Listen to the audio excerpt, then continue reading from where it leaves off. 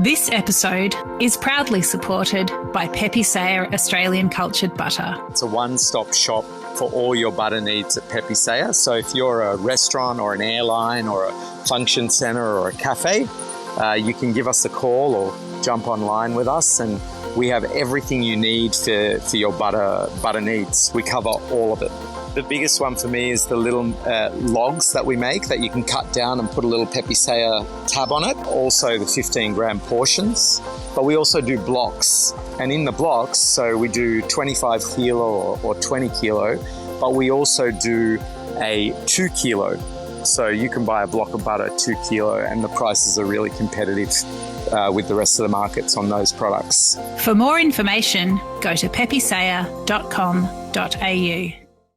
The good moments are being able to feed people the food that you love to make. I mean, seeing families come in here with a huge smile on their face when they leave and enjoying their time, it has to be one of the best feelings. We love our city restaurants. We love the restaurants that we travel to right in the centre of our big Australian cities, but we live in the suburbs for the most part. And I think more and more people, business owners, chefs, hospitality professionals are realising that that can be where the action is. Today we are heading to the eastern Melbourne suburb of Doncaster and chatting to chef Stephanie Stapleton. She has just opened Ms. Jackson. Steph, welcome to Dirty Linen. Hi Dani, thanks so much for having me. I'm really excited to have a chat with you. It's always exciting when a restaurant opens, and it feels like there's a lot to talk about with Ms. Jackson. Tell us a bit about it. Yeah, absolutely. We opened just almost a year ago now.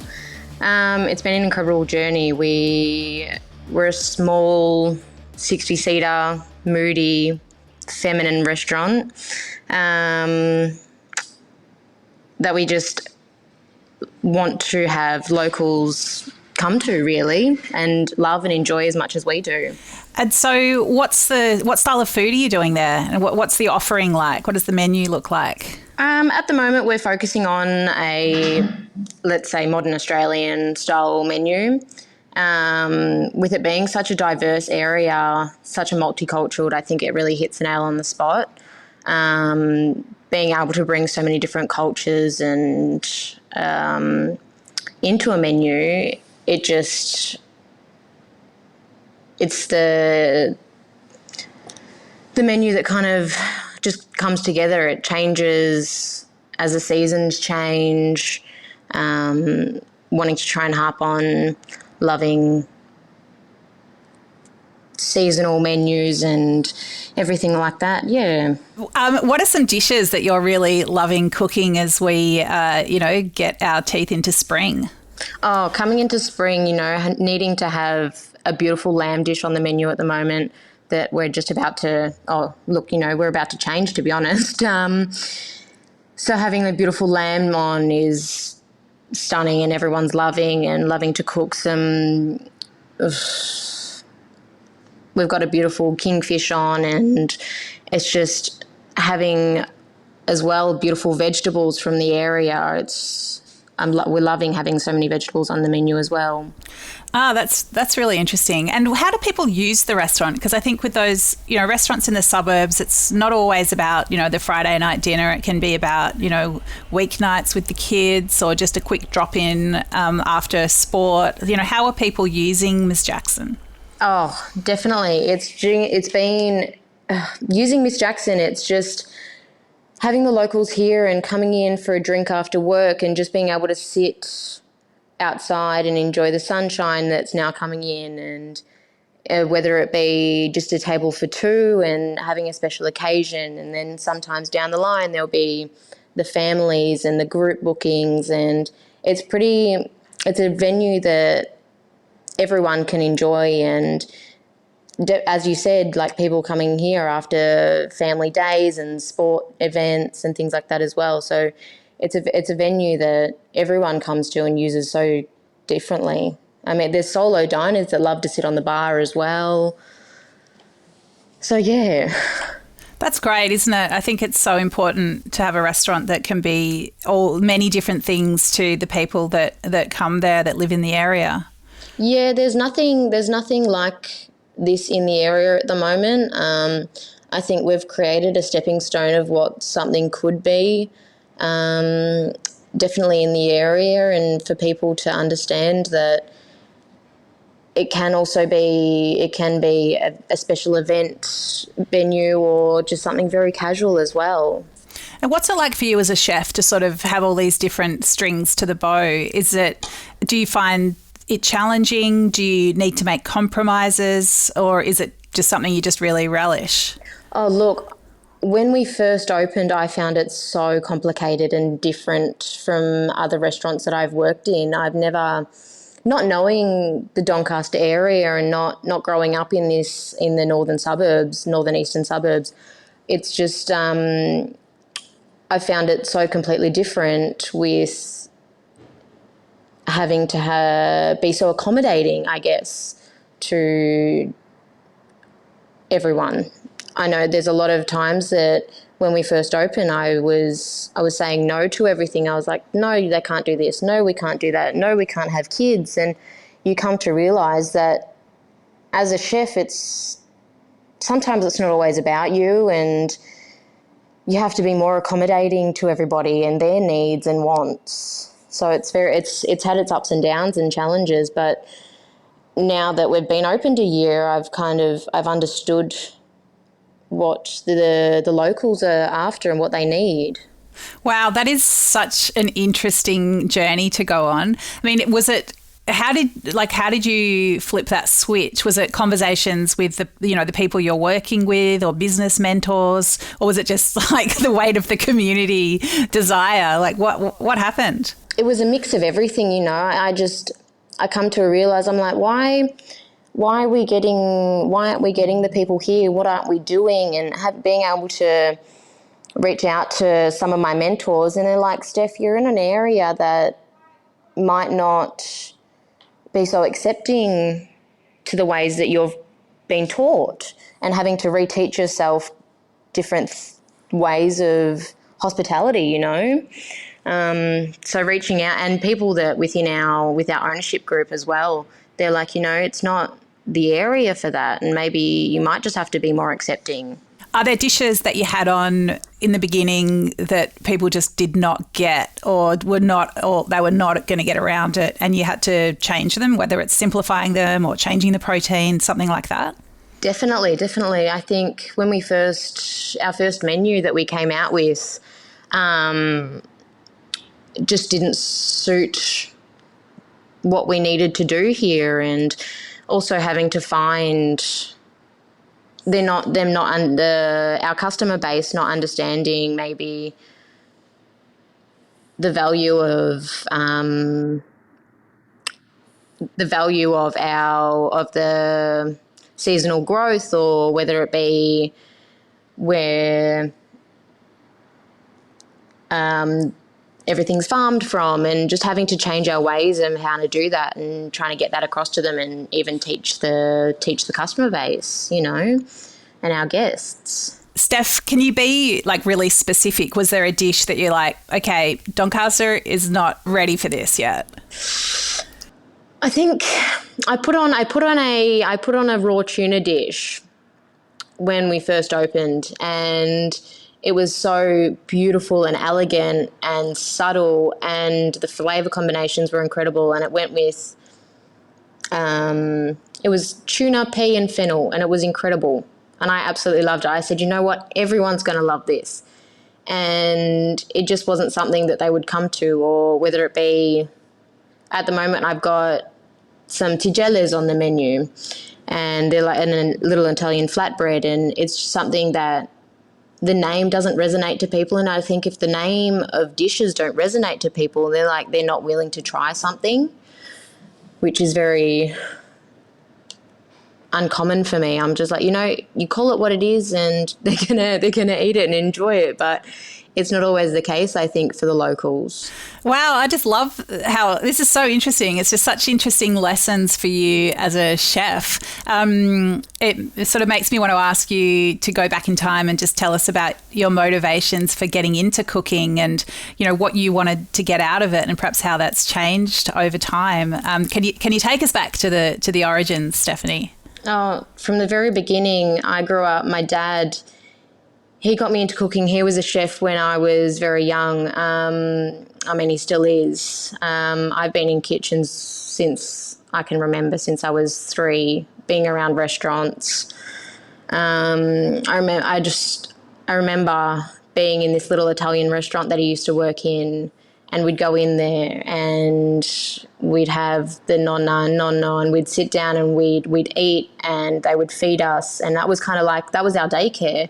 We wouldn't go off, my brother and I, we wouldn't go off to daycare. We would go and sit in the restaurant and look at everybody eating and enjoying, and this sense of a family and a community within the restaurant. It was quite incredible for me. I think the first time I stood in a commercial kitchen, I might have been 5, and I was standing there making the desserts with the pastry chef, and not knowing then that was what I was going to end up doing with my life. Oh, that's so beautiful. So, how did you end up becoming a chef? Was it just something that happened naturally, or was there a point where you were like, no, this is what I'm going to do? How did it happen?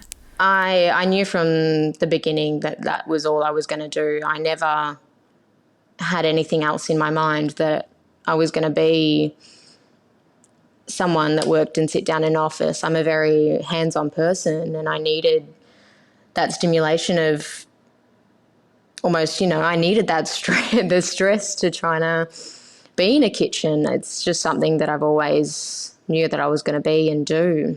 So how did your career progress? Where did you get your training, and what were some key milestones along the way? I started my apprenticeship down in Mornington at a little seafood restaurant called the Rocks, and from there it just blossomed. I became, and I grew more than what I expected. From there I went on, and I knew that I had to keep moving on, and if for that meant that I just had to keep growing, going on to somewhere like Jackalope with their team and opening it up with them at Doot Doot Doot, that was an incredible experience. Being there under Guy Stanaway and Elliot Pinn was just a massive milestone for me, being there. And I didn't know that I was going to come out of it, to be honest with you.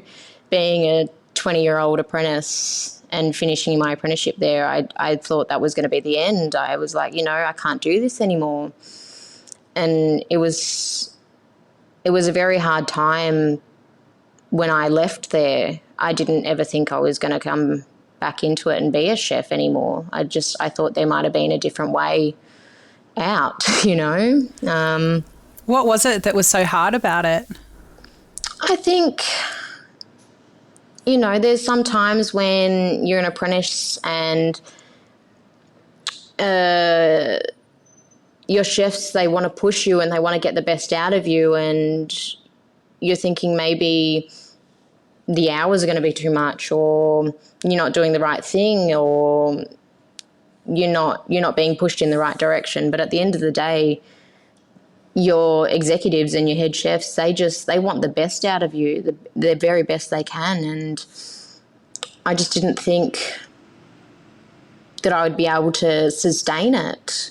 So did you take some time out? Like, how did you come back into the kitchen? Definitely. I took some time out, and that's when I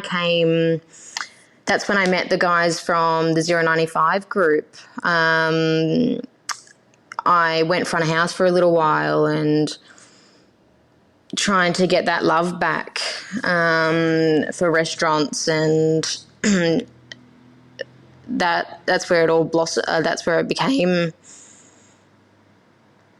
again, that's where I took some time out, took some time to myself, and then the whole a lot of restaurants shut down, and I didn't ever think that I would ever get back into it again. Yeah. It sounds like a really intense journey, Stephanie. And, for people who don't know Doot, it's a fine dining degustation restaurant on the Mornington Peninsula. It's part of the Jackalope Winery Complex. And, I guess when we speak about what you're doing at Ms. Jackson and how it's so sort of the neighbourhood kind of dictates to you what they want. And we think about a restaurant like Doot, which is customers go there for an experience to be taken on the restaurant's ride. It's sort of like they hand over control of the experience to the restaurant. So I can imagine, it's so different to what you're doing now. But I find it really interesting that it was obviously a tough experience, but you also say that you got a lot out of it. How do you sort of reconcile those two forces in your mind? Oh, look, the experiences that I had there were none the least. So, you learn so much from that. You learn all these different cooking techniques and different ways of cooking that you never think you'd be able to, and being pushed to your limits. But being pushed to those kinds of limits makes you a stronger person. And at the end of the day, I've got those particular chefs in the back of my mind every single day saying ways that I need to cook something and how I conduct myself as a chef. I think of them every single day. They're in the back of my mind, and it's just an incredible learning experience trying to mix those two together. If you were to go on in your career and open your own little fine diner one day, do you feel like you would do it differently for your apprentices? Oh, 100%. At the moment, I've got a junior here, and I think having a much more calmer approach and being more accepting and allowing them to go off and go out to their parties and their 21sts, and being more, I guess, relatable to them, being such a young chef, and it hasn't been so long since I've been through that myself, and trying to relate to them a little bit more. And I think definitely it's something to do a bit differently. Yeah, it's so interesting because, you're able to take those lessons and apply them now. But, as you said, you almost weren't sure that you'd get back into the kitchen. There must be, people who don't have your fortitude and, I guess, ambition and perspective that would be lost to the industry. Yeah, definitely. You have to as well surround yourself by the right people. If you don't have the right people beside you, then that's what helps you through it as well. Stephanie, you mentioned 095, so that's the restaurant group that Ms. Jackson is linked to. Can you tell me a bit about them and the relationship between the two businesses? Oh, it's almost like one big family, isn't it? Where we are located in Doncaster, we're right next door to 095. And us being next door, we can kind of lean on each other, I guess, for ideas. And, it's almost down to if we don't get something in from a supplier, we can lean on them as well. And it's just, it's an incredible experience, them being open for, I think they've been almost here 8-9 years now. And they've created a reputation for themselves within the Doncaster community, to be able to lean off them as well. It's been amazing. Yeah, I only heard about 095 recently when I was chatting to Francesco Crifo, who's got Rochella in East Melbourne, and he told me the story of coming through 095. And yeah, it's a really renowned pizza place. I guess if you're in the eastern suburbs or the northeast, you know about it. I know they've also got a place in Dramana. So wood-fired pizza. I guess pizza restaurants know about neighbourhoods, don't they? I mean, most pizza restaurants, you wouldn't get people travelling across town to visit. I guess they're very much anchored in community. I mean, is it the lessons that they've learnt about adapting the menu and the offering to Doncaster that have been really helpful? Oh, 100%. I mean, going to 095, I think they've got quite a casual approach when it comes to food, and it's a lot of what the locals love. Yeah. And so are they sort of in and out of Ms. Jackson, helping you with the day-to-day running of the business? Not as much. Myself and my partner Francesco, he's our restaurant manager. We're just kind of grinding here and, getting to the nitty-gritty of it all. It sounds a lot, but it sounds kind of fun. Like, how would you say you're having a good time? Are you sort of in the thick of the challenges? How does it all feel? Oh gosh, it has its ups and downs every single day, but we're definitely finding it a challenge, but loving it. I think 1 minute to the next, there's something different. And I mean, 1 minute we're having a laugh and a joke about something, and the next it's down to the serious business and there's all the challenges. What would you say are the biggest challenges, not even necessarily just for you, but for hospitality in general? Hospitality in general, the challenges, there's so many, to be honest with you. Especially at the moment, trying to navigate and trying to get yourself an identity.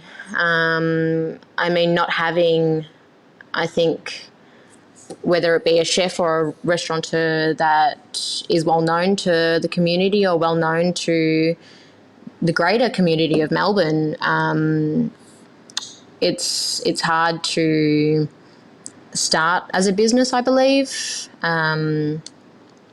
And almost, doing it on your own and trying to find revenues that can help the business build. Yeah, that's a really interesting point. I mean, are there other revenue streams or, I suppose, angles that you've taken at Ms. Jackson to try to, I guess, protect yourself and thrive? Oh, absolutely. Having to lean on local schools and, the ways of all of the corporates in the area. There's a lot of trying to get marketing out that way. It's an interesting thing to navigate. Yeah. I mean, you really take on so much as a business owner, don't you? Oh, absolutely. I've coming as being a chef and coming from a junior sous position and then coming straight into owning a restaurant, it's a huge lesson to learn. It sounds like it. My goodness. I mean, especially, we were chatting at the start about the food offering and, how you've had to continue to tweak that. Is finding the time to be creative a challenge? There is, but when you know that it's not so much finding the time, it's keeping that motivation, I think, of trying to find the things that the community love and the locals love. It's not so much the time, I don't think. It's sourcing the ingredients as well, trying to figure out if the people in the Yarra Valley want to cater to us or whether they just want to go to a larger wholesaler as well, which I'm finding difficult. It's all the above. Yeah, it's so interesting because, I mean, often, if I drive out to the Yarra Valley, I've often thought, that you can find more Yarra Valley produce in the centre of the city than you can in those suburbs that are on the Yarra Valley's doorstep. Definitely. I've had a lot of conversations with growers out this way, and I think because there's not as many restaurants within the northeastern suburbs, they're not willing to travel out to the Yarra Valley and see the produce and talk to the farmers and talk to the growers, that it's better for them just to supply to whether it be providors and wholesalers. Yeah, that whole supply chain is a bit messed up, isn't it? When you think the trucks are driving straight past you. It's I mean, you can see why, but it's really unfortunate, and hopefully you're able to shift that. I suppose you just keep asking the question and you'll get an in eventually, but I guess you've got a lot of things on your list of things to do. So yes, I do. Stephanie, what are the big satisfactions? Like, what do you love about what you do? What are the good days or the good moments?